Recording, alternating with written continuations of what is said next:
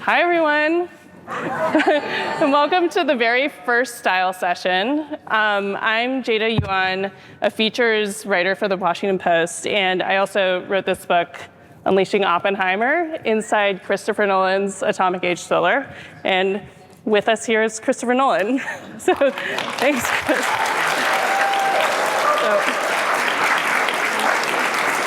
Thanks for being here, Chris. Thank you for having me. And, yeah. I have to tell you guys, so Chris finished like a flask of tea, and then immediately another flask of tea was like procured. Yes. What is the tea that you're drinking? And is it like a specific temperature? Is there like a specific way of It's very hot. It's Earl Grey. Twining's Earl Grey, and I drink it continuously all day when I'm shooting or working or whatever. So it's my little comfort blanket, but I just love it. So I have to say that, like, when I interviewed people for this book, the number one thing that they talked about, every single person talked about how much tea you drink and how little you pee. That's literally, and that's the most interesting thing about me and the way I work. So that's lowered the bar for expectations on this conversation, which is great. Moving on from there.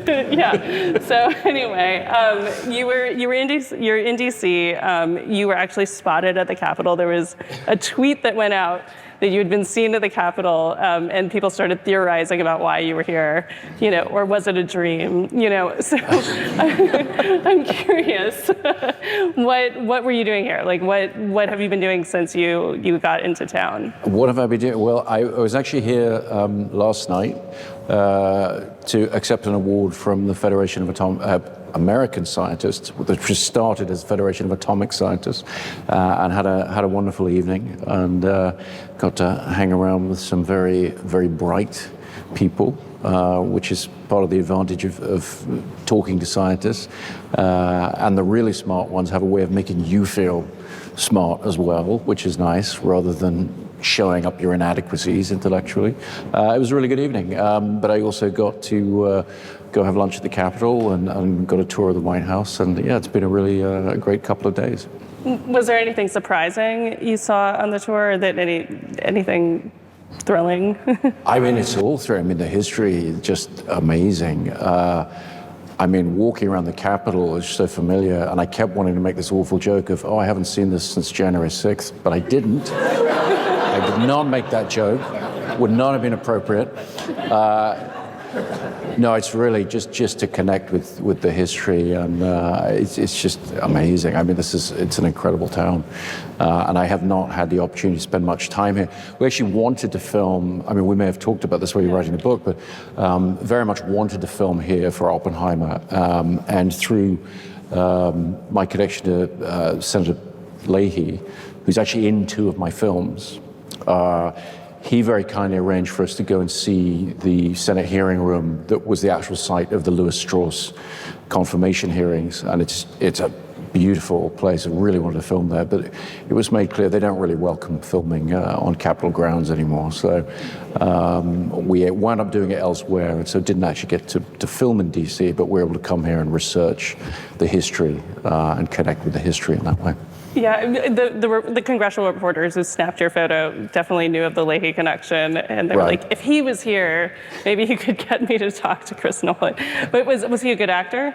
Oh, great. He is a marvelous, it's dare I say it, it's kind of a famous moment where the Joker grabs him at the party and threatens him, and his famous line is, "We're not intimidated by thugs," which he's been known to use on different occasions. But yeah, he's Senator Leahy. He's a very big Batman fan, and was introduced to me in that context. And he's in The Dark Knight, and he's in The Dark Knight Rises as well.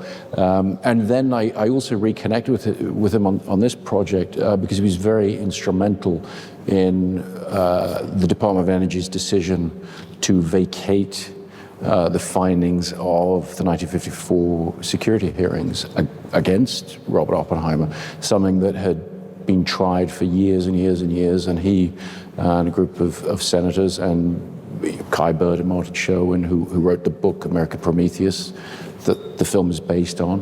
A lot of other people took many years and finally got it done, and the injustice of the hearings was finally acknowledged by the U.S. government. Yeah, in 2021. Yeah, after long time. How many years was it? 60? Well, 54 to, somebody else can do the math, but it's a long time. I mean, one of the interesting things, I didn't get the chance to say it last night to the FAS, but one of the really inspiring things about the story from the scientific community point of view is that right from when the hearings were held, the scientific community, and even those scientists who did not agree with Oppenheimer on a lot of issues, immediately were rallying around and advocating. Everyone from Vannevar Bush to Einstein to so many scientists. And then ultimately in the climax of the film, I was able to include testimony from David Hill, and everything in Rami Malek, who plays David Hill, everything he says in that scene is taken from the transcript of the hearings. He wasn't the only one. There was Dr. Inglis as well, who also gave testimony. And so I think that history speaks very highly of the respect for truth and integrity the scientific community has. And, they were there sort of immediately, and then in the years afterwards, seeing and trying to call out this injustice. And it took the U.S. government, until last year, to get around to doing the same. Yeah. I remember when we were talking about you writing the script that you had actually read both 1,000-page. There were 2,000-page testimonies or transcripts of both Oppenheimer's hearing and Strauss's hearing, and that's how you found Robert Downey Jr.'s character, basically. Well, in the book American Prometheus, which for anybody who hasn't read it, it's just a fantastic book, and I was so lucky to be able to work from that. And by the way, Susan Sherwin and Alex Sherwin, Marty Sherwin's, widow and son are here. Good to see you again. Well, and Marty Sherwin, spent 25 years working on this book, 20 years of research. Kai spent years also working on the book, and I was very pleased when I finally was able to show Kai the script. He said to me, "Well, hang on, who's David Hill? What was that?" And realized that I had found something that somehow he felt they had missed. I don't know, but it came from the book, the hearings with Strauss, the Senate confirmation hearings, and the weird parallelism with what Strauss had engineered the fate of Oppenheimer. That was talked about. It's talked about in the book. It's somewhat of a passing reference, but enough that you get it and you go, okay, that for a screenwriter, that's a really interesting avenue to explore. So I just went further and further down the rabbit hole of trying to really look at what was said during his confirmation hearings. And it wasn't all about Oppenheimer. There were a lot of reasons people didn't like Lewis Strauss, but the most interesting in the context of the film I was making was the way these scientists like David Hill had stood up there and called him out for what he did to Oppenheimer. And then you cast Rami Malek in that role, who is an incredibly recognizable face, but you don't even have him speak for most of the movie.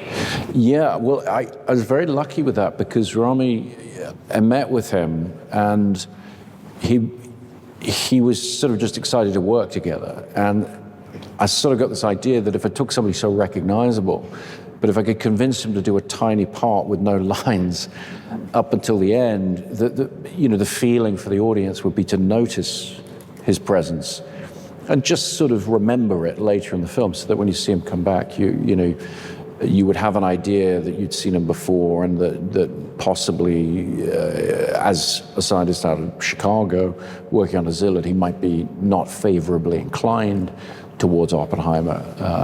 And of course, that turned out not to be the case, and he really stood up for the truth, really.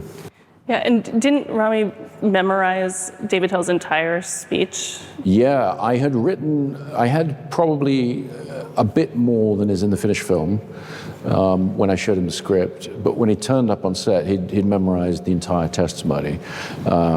just in, as he put it, just in case there was something else in there that I wanted to use. And so it was really an incredible process to work with him on that, because he sort of sat there in front of these pretend senators, in this setting, and he really just, he just gave this testimony as if someone who's very uncomfortable being there, reading a statement, to the point where sometimes I couldn't tell whether he was fumbling a line and I needed to say cut, or whether this was part of what he was doing. I really couldn't tell.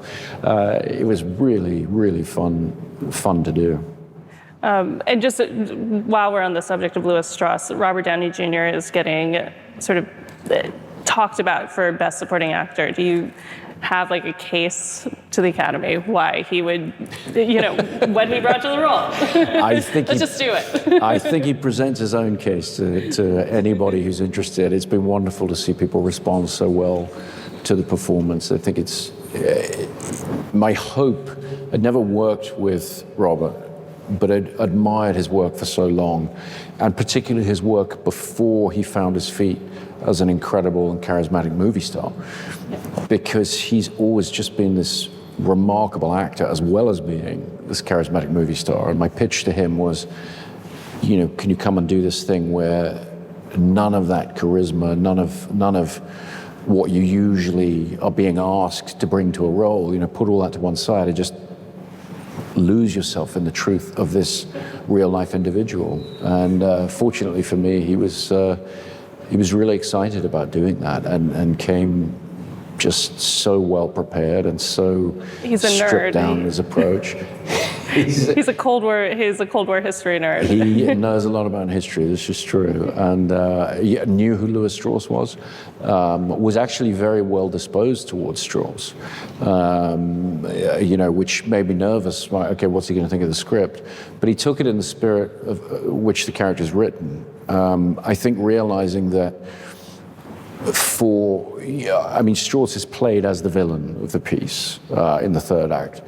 But for that to have any resonance, he has to be saying things that have truth to them. He has to be saying things that get under your skin and make you question a lot of what Oppenheimer has been saying and doing. And so I think he was able to love the character and respect the character, even as he understood the function of the character in the story. Were you surprised by how willing he was to shave his hairline back and have incredible hair? I with various of the actors and characters in the film, I realize in retrospect that what I said to them was, I don't need you to look anything like the real life people, we take it however you want. That very much prompted them. Cillian lost an enormous amount of weight to play Oppenheimer. Robert shaved his hairline back, put all his aging makeup on, and everything, and really became Strauss in a remarkable way. But I think that was just part of his process of how to lose himself in the character, how to shed his own skin. But the way actors do that, the greatest actors, and Cillian and Robert and Matt Damon, Emily Blunt, Florence Pugh, these are some of our greatest actors, and they each find their own way to, as I say, shed their own skin and connect with the character they're playing. Yeah, one that the costume department actually complained to me about was Josh Hartnett, that he decided he was going to gain some weight for the role. Yes, I think he wanted to play Lawrence. He felt that he needed to be a bit more sort of milk-fed, as he put it, and put on a few pounds. He comes from the same part of the country as Lawrence and really knew an enormous amount about him and really wanted to connect with him. But Josh being Josh, no matter how much weight he put on, no matter how much aging makeup he put on, we all would look at him and go, he's just the most handsome movie star you've ever seen. It just didn't make any difference. But he's a wonderful actor. And his scene with Cillian where, he gets to really lay it out for Oppenheimer in terms of how he's through his associations with communism, how he's excluding himself from the bomb project. I was just staggered by his performance in that moment. It was a really remarkable piece of acting. Yeah, I mean, I didn't talk to him, but I did get the sense that this was a redemption moment for him, like that he really felt like he'd blown it with you when it came to Batman, I guess. Well, Josh is someone I wanted to work with over the years, and as with Robert Downey, a lot of it is about connecting with a performer at just the right time, when you're both ready for the same project and whatever. With Josh, we had sort of missed each other a few times, but with this, it felt right, and it was really wonderful to work with him. But I shouldn't really talk about the cast without mentioning my incredible casting director, John Papsadera, who put together, I think it's one of the most remarkable casts that's ever been put together for a film. I really do. And you have the stars who we've talked about, but there's so many amazing actors around them and faces. I mean, people like David Krumholtz as Robbie. I mean, he just breaks your heart, you know. I mean, there are just so many good performances. And one of the things, you know, we talked about it when you were writing the book, but one of the things that I decided to do, and it felt a risky strategy when I decided to do it, but I didn't want to make any composite characters. So even though there's so many scientists, there's so many people involved with the Manhattan Project, I sort of took the gamble that if John could find me this incredible array of faces and different energies, that the audience would understand who these people were enough to follow the story. Yes, probably not remembering names, but you know, when they see Jack Quaid playing Feynman, you know, Alex Wolff playing Louis Alvarez, these faces are coming and going, but they're making an impression. But there is one character who didn't exist, right? Well, Olin Ehrenreich's character, the Senate aide, yes, and so he doesn't have a name in the script, which was sort of a big deal when I sent him the script, because getting a great actor to do a part that doesn't have a name is always a bit, you know, questionable. But I said I didn't want to invent a name because it's the one figure in the script who doesn't exist and is there as a vehicle for the audience to explore Strauss's story. And he did a marvelous job, just a great actor, another great actor. He told me that he and Robert Downey Jr. became like really good friends, and that he would call himself Sonate. Well, they spent a lot of time together. They in a little room, sort of. You know, it was all the Strauss material was very intimate. It was. I mean, we had the big hearing room, but then we had the sort of Senate green room, if you like, where they would sit and talk, where most of the drama plays out. And we were able to find a location. We had to shoot it in New Mexico because we couldn't shoot it in the real place in Washington. And we found this location where that room, you know, you walk down the corridor and then you go into the geography is as it appears in the film, which is unusual. Normally you're cobbling together the geography of the building from, you know, different spots and different buildings. But what it meant was we were actually able to shoot in sequence.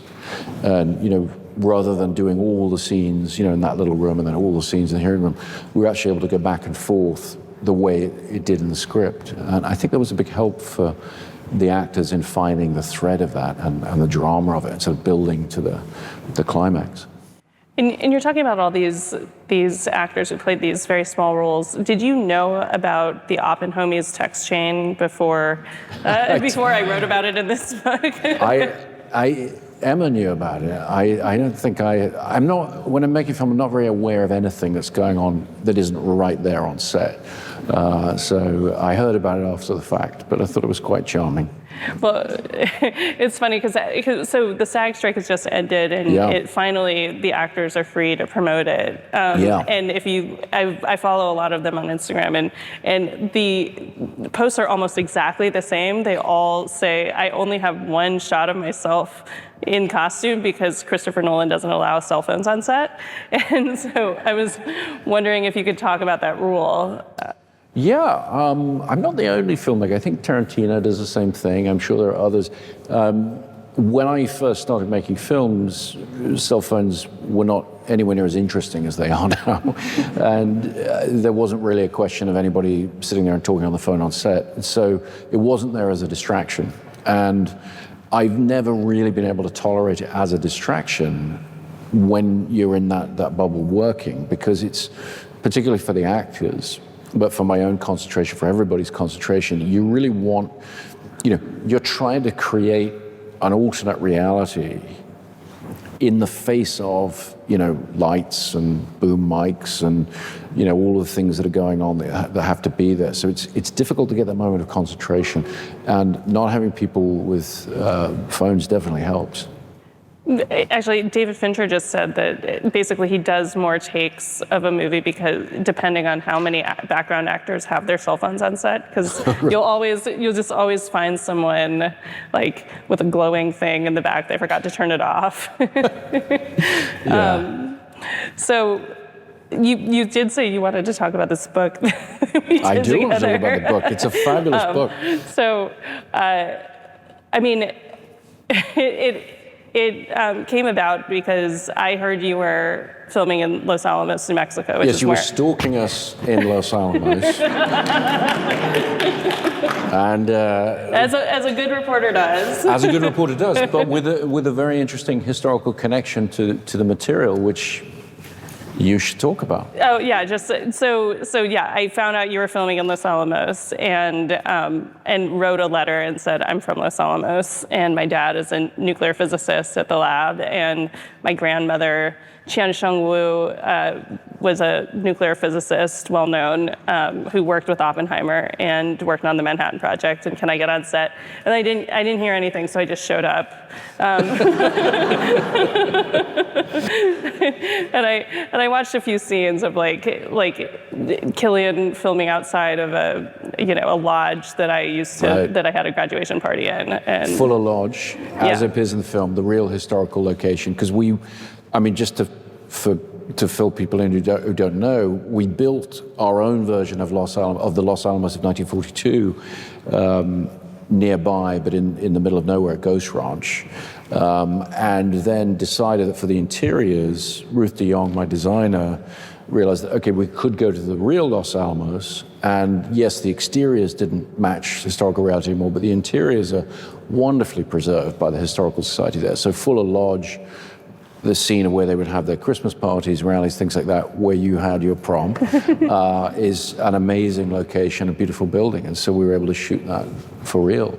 what did you think was gained for you by shooting in Oppenheimer's real house? Rotting floors and all. I think in a strange way, confidence, I think is the word I would use, because when you're taking real life and you're putting it through the machine of artifice that is like big budget filmmaking, you're always at risk of losing the connection with, the original material or that historical reality. And I've never been the kind of director to insist on things being exactly the way they were for the sake of it. I prefer the design and the costume design, everybody to sort of try and do something more expressive, try and own it ourselves and say, okay, we're not making a documentary. But the risk that comes with that is, where are your points of connection?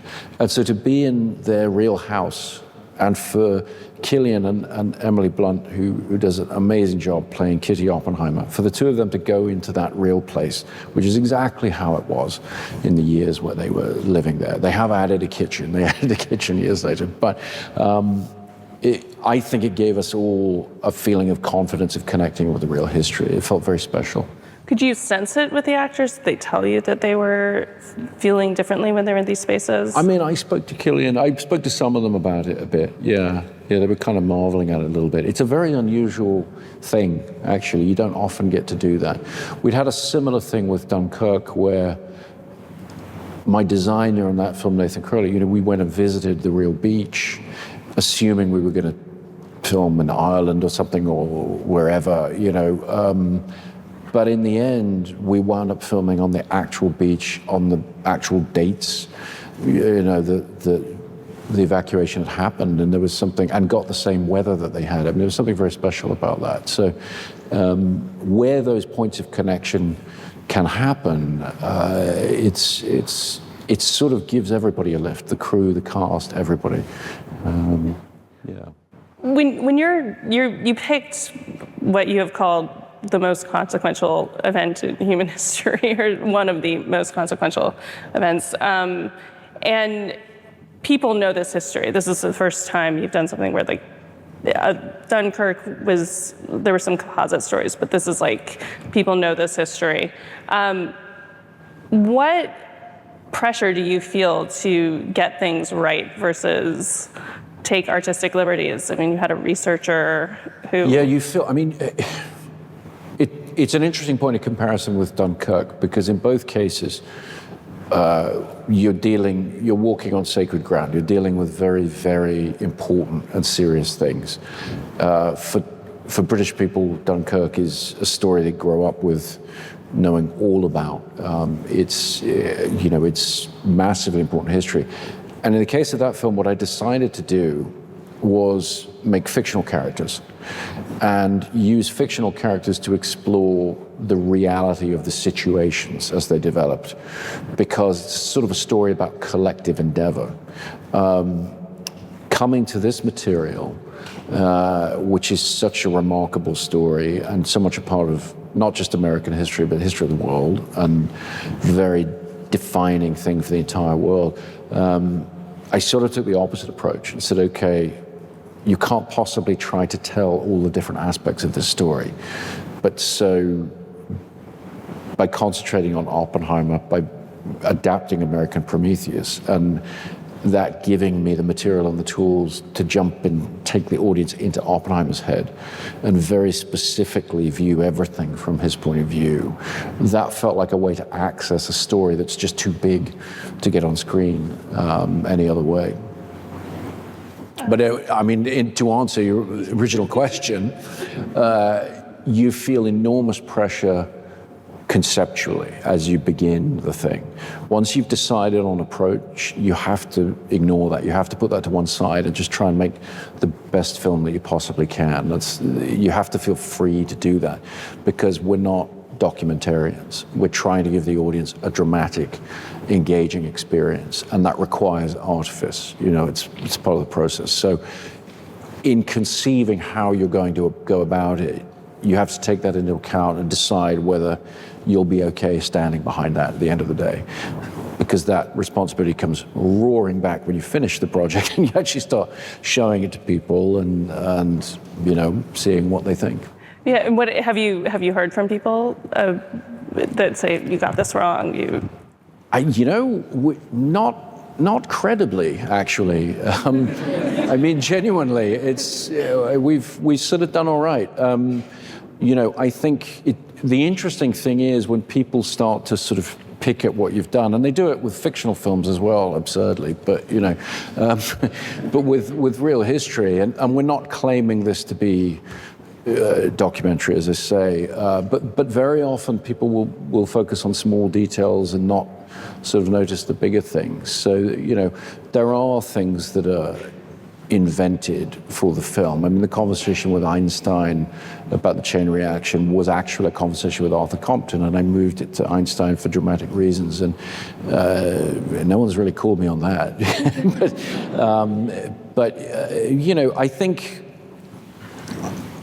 it was interesting to shoot the scenes where they're dropping the marbles into the bowl, because that's something I invented as I wrote the script, to try and just show the progression of time, show the magnitude of what people like your grandmother were having to produce. It's like that's actually what she worked on, was the fuel of the bomb. Yeah. And so that vast amount of material. So you're very aware, because of your family history, of the incredible scale of the industrial process behind it. It didn't make sense in our film, and frankly, we couldn't have afforded to show all of that, other than, when he draws on the chalkboard and there's sort of like all of America, here. So really that bowl of marbles becomes the representation of how long and laborious and difficult to get all that material together. And that's something that, as people watch the film, I think they take it for something that's real. But the truth is, I reach a point when I've been writing on a project for as long as I did, where I actually don't always remember what I've invented and what I haven't, once it's sort of gone, because you have to, I don't mean to sound horribly irresponsible, but you treat it all the same. It becomes the reality of the film you're making. So it becomes yours, it becomes as if I'd made up the atomic bomb, which sadly I didn't, and it's true, but you have to be in a state where you're owning it just as much as you would with fictional material, and so it all becomes a bit of a blur. And then when you come to talk about the film, you have to sort of remind yourself of where you've taken liberties. But the film is surprisingly accurate in certain areas, and so I think people are always surprised to learn how much of the dialogue in the security hearings, for example, is taken from the transcripts. It's whittled down and edited, and it's interpreted, because the really interesting thing with transcripts when you read them is there's no tone of voice, there's no, you're interpreting it the way you'd have to interpret Shakespeare if you're making a Shakespeare play or something. It's an interesting process. And then when you write the script, you're sort of waiting to see how the actors fill it in. Exactly. So I'm interpreting it, putting it in, editing it in a particular way, and then you're waiting to see, what they do with it. Yeah. I find you're one of the few directors who says giant blockbusters and actually writes your own scripts as well. And one of my favorite stories from the book was that you got writer's block, kind of, and that you went on a road trip with your son to Los Alamos. Yeah. And writer's block is really relatable. So how often does that happen to you? What do you do to get out of it? I always feel a bit of a fraud talking about writer's block because it makes it sound like I'm a poet in a garret or something, like somebody really, and I view writing as a filmmaker, I view it as a sort of step that I go through to get to making the film. But I think like all writers, you hit that moment where you thought where you were going. And it was interesting with Oppenheimer, with having American Prometheus to work from, having the history to work from. Part of your brain is going, well, how can you be stuck? Because you know where the story goes. But it's really about finding your approach. And I think I had just reached a point where I felt I needed to connect with something of the reality of it. Not unlike what we did when we actually filmed in Los Alamos. And so my son and I, got in the car and drove to Los Alamos and went and looked around the place and, felt what it was like to be there. The Historical Society there has done a marvelous job of preserving these interiors like Fuller Lodge. His house was recently vacated. The person who was living there had died and had donated it to the museum, but they hadn't yet done anything with it. And so you weren't allowed to go too near it. But I knew it was empty and there was no one around. So I had my son keep a lookout and sort of jumped the fence, took some pictures. And now that they've had a chance to make it safe and all the rest, it's part of the tour, so you can actually see it. And if anyone hasn't been, it's a remarkable experience to go to Los Alamos and see these places. I mean, you grew up with it, so you take it for granted. I mean, it's a weird town. As you know, no food. It's an unusual place. No food, no restaurants. I don't know why. Well, there's one restaurant, I think. That you went to continuously. Yeah, and you also told me about a conversation you had with another son about he was like, "Dad, why are you making this movie? No one cares about nuclear weapons." And that's making him sound a lot dumber than he is. But he actually just started at Princeton, for the record, so he's a very smart kid. But I was telling him what I was starting to write on, and he was. He was just very honest with me in saying that people his age, young people, just weren't as concerned. It wasn't something that was top of mind. And my response was, well, maybe that's a reason to make the film. I don't make films to send messages. I don't make didactic films. I try not to. I had so much confidence in the drama of the story. It's just such an incredible tale. And the awful thing is that as the geopolitical situation changes, as it did, and Putin invaded Crimea, I think 2 days into our shoot, he wasn't asking that question 2 years later, and nobody is. And that's the awful thing about our relationship with nuclear weapons, is our fear of them our awareness of the danger of them comes and goes with the geopolitical situation, and it shouldn't. And that was very much the discussion with the FAS last night. You know, this is a thing that needs to be managed and thought about constantly. So the relevance, even, I mean, we're in another war in the Middle East. Does the relevance strike you even more now that the movie's out?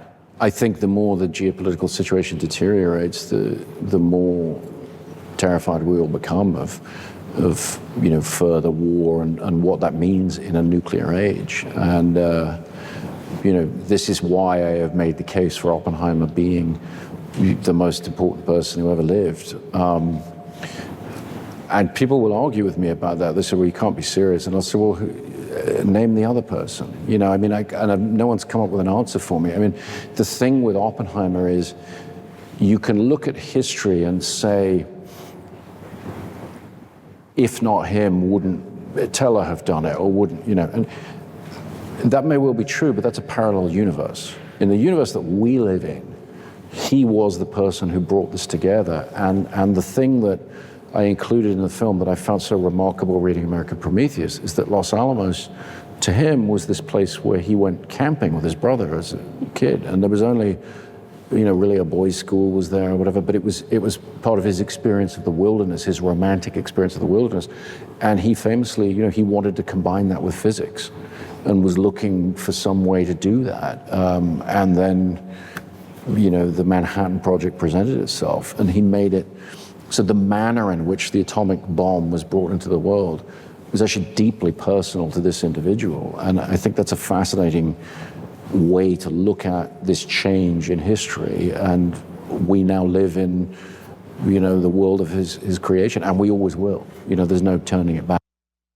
So, and the movie has done very well in the world. You know, it's made nearly $1 billion worldwide. And do you, was that surprising to you? And, very.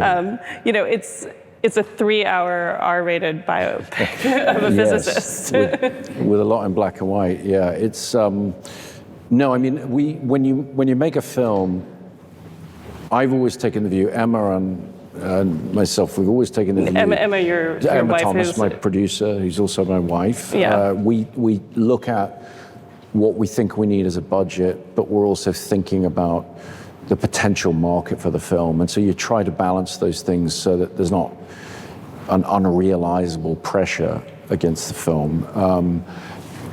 So you have that practical approach. You then have your sort of pie in the sky, private pipe dream about, well, what might this film do if everything kind of went our way.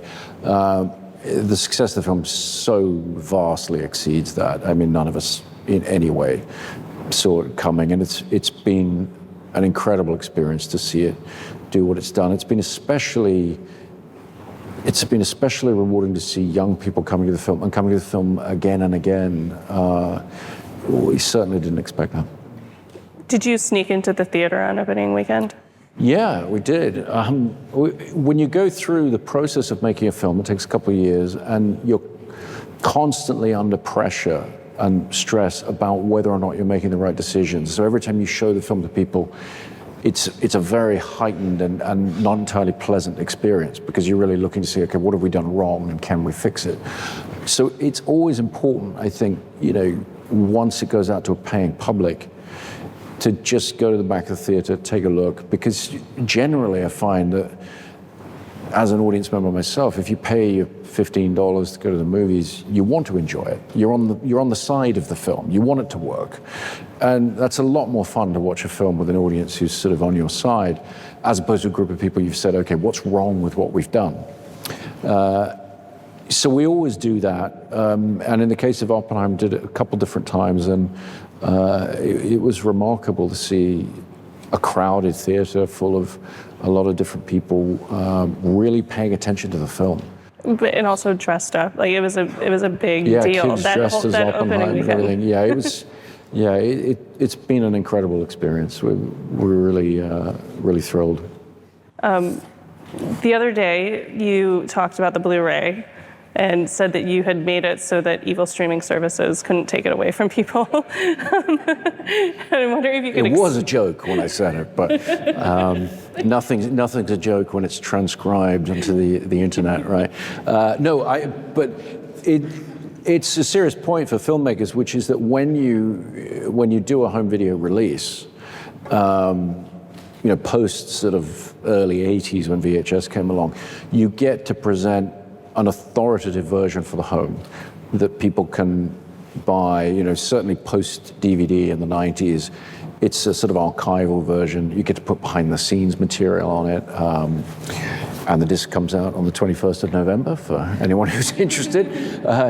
But it also, you take care and attention to formatting it for the home, and it's in its least compressed form. The technical quality is the highest, and you can put it on your shelf and own it, and it exists.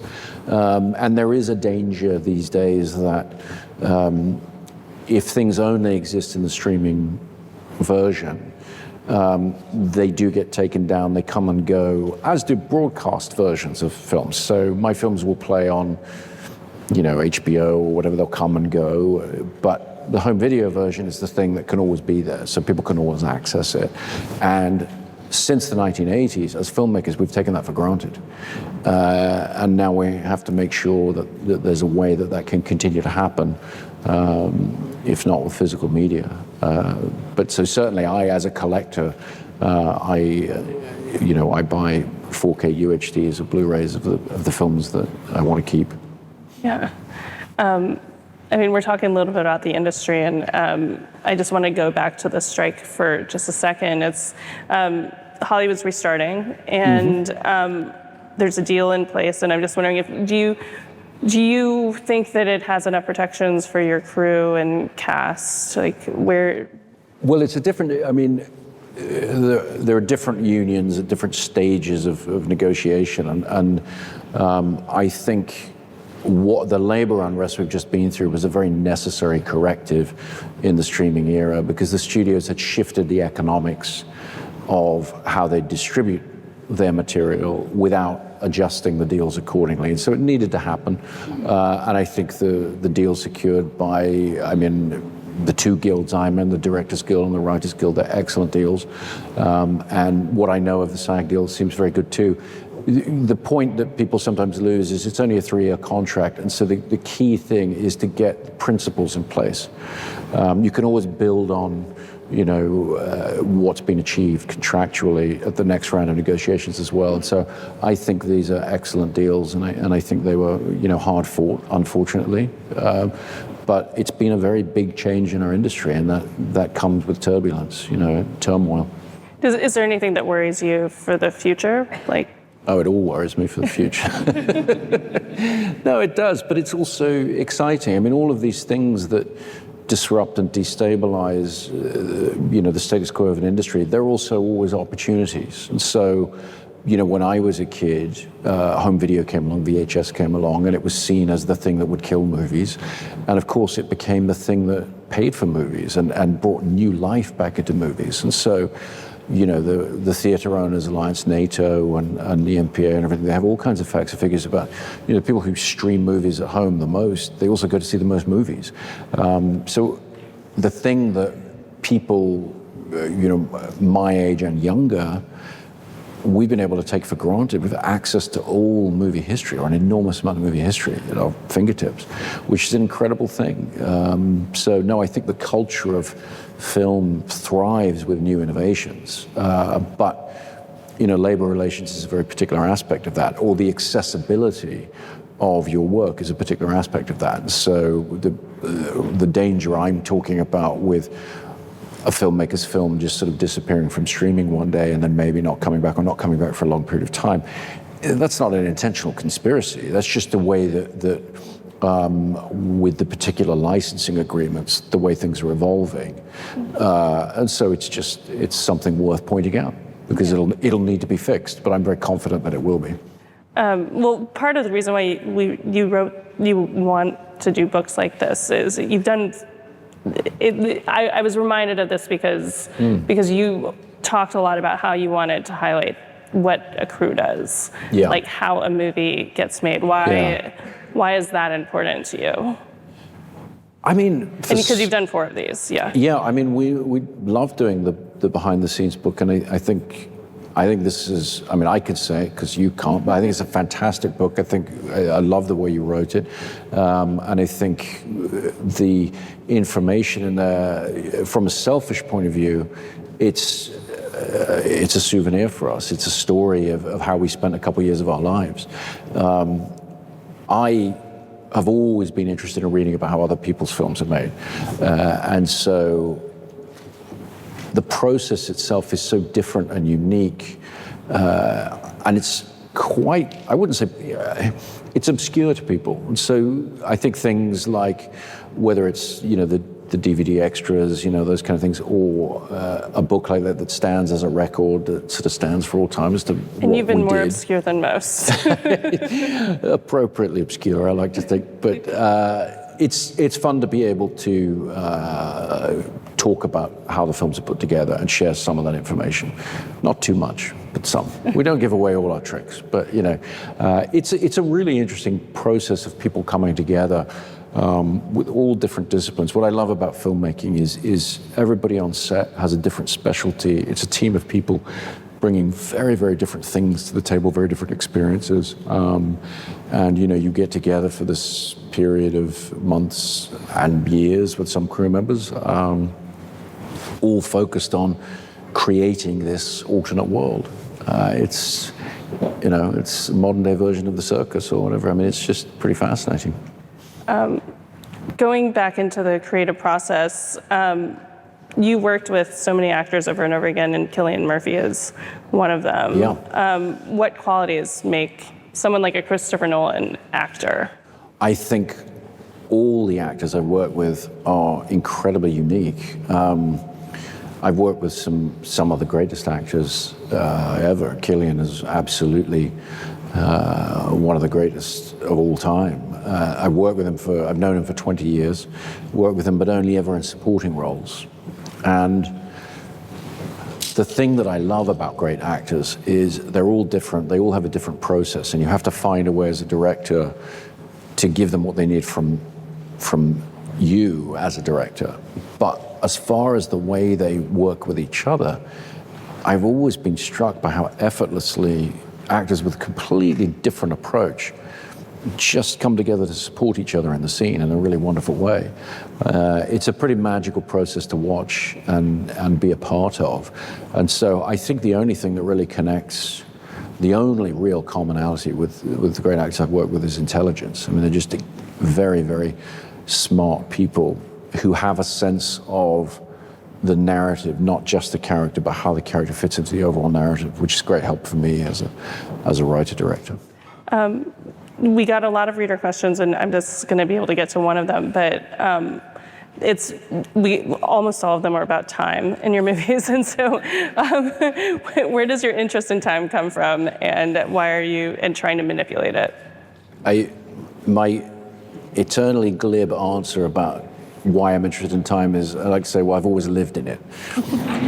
And I think time and film has a really interesting relationship. I think right back to my Super 8 days when I was a kid, I would shoot, a reel of film, and then I would cut it together on film. And so with a spool of film in particular, you're physically seeing the timeline. You're seeing time on spool. And I became over the years really interested about the flexibility of time in movies, in conventional movies, the mechanism of how the narrative is presented and what time does in that is very, very sophisticated. And I started wanting to kind of expose that mechanism a bit and kind of, in some ways, simplify it, but also open it up and engage the audience with it. I found it to be a really useful tool. I also think that film inherently, I mean, it relates to a lot of the technological things we were talking about in terms of distribution, because there was a very long period in film culture where the way most people were actually seeing films once they left the theaters was on linear television, with no ability to stop, rewind, start, and all the rest. And so I'm a filmmaker. I'm really the first generation. I'm of the first generation of filmmakers who grew up in the home video era, where if you were watching a film, you could stop it if, you know, the pizza delivery guy rings the doorbell, you stop it, go back. If you miss something, you can rewind, and then with DVD at random access. And so your relationship with film starts to be more like your relationship with music. You sort of own it more, and you can concentrate on it in a different way. And so suddenly the narrative freedoms that novelists, playwrights have enjoyed forever start to be available to filmmakers again. They were in the silent era. They were, I mean, you look at Citizen Kane, that's as radical a structure as has ever existed. But I think from the 50s, from the birth of television onwards, it gets a little bit more conservative in Hollywood. It gets a bit more linear. And I think, you know, my generation of filmmakers really enjoys being able to do things in a different way. Yeah, you talked about the tyranny of the projector. That was like, I thought one of the more interesting things. You know, we're in DC, and I just wanted to bring it back to being here. But one of the theories about why you were at the Capitol is that you're researching your next project, which is obviously about John F. Kennedy, because you mentioned the junior senator from Massachusetts. Indeed, which comes straight from American Prometheus, and is absolutely true. You know, he was one of the people who rebelled, voted against Strauss's confirmation. But no, I think Oliver Stone thoroughly owns the JFK space. And we did actually screen a print of JFK, myself and Hoyter and some of the other crew members. We often sort of look at films and say, okay, what can we learn about particular approaches? And the thing about JFK is it's a 3-hour narrative, you know, people talking, that's very, very compelling. It might not be the most historically accurate film that's ever been made. We certainly tried to hew a little more towards established history, but it's certainly, its editing rhythms and the way in which Oliver Stone made that film are pretty remarkable. Yeah, but no, I'm not making a film about JFK. And then, you know, we're at the Style Sessions, and you know, when I think about Oppenheimer, it's a movie that just feels like your movie. It's distinctly yours. It's modern. It's complex. It feels like I could watch it 40 years from now, and I would still. It doesn't feel tied to a time. What does style mean to you? What is in terms of filmmaking? Well, I mean, that's a big question for where we are. We're getting towards the end. Yeah, we're getting to the end. No, but it's an interesting one, because I certainly, what I try to do in my work, but what in aping the work that I've admired in other filmmakers, is films where the style and substance are not separated. Where, I mean, it's the same in terms of literature, whether you're talking about, you know, dualism or monoism, or, you know, I think for me, if the style of the film is simply a way of describing it or feeling about it, rather than an element that's been overlaid to a story, that's when I think cinema's working at its best. And so as a filmmaker, I was sort of trying to, I tend to not think in terms of style, think in terms of approach, narrative approach, structural approach, and then try and build organically from there. Wonderful. Well, so we're out of time, but Christopher Nolan, thank you for joining me here tonight. Thank you.